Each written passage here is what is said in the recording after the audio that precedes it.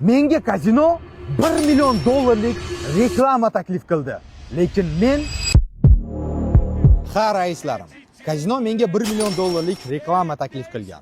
Lekin men unga rozi bo'lmadim.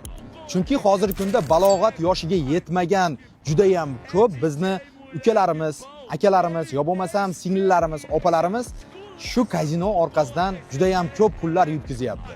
Shuni o'ylab, men halol insonman-ku, bu narsalardan voz kechdim.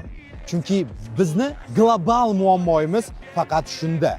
Bu narsaga biz e'tibor berishimiz kerak va bu narsaga ko'proq qarashimiz kerak. Siz $1 million voz kechgan bo'larmidingiz? Kommentariyada albatta yozib qoldiring. Men esa voz kechdim. Esquulacha, concorrência, game moleque, vai.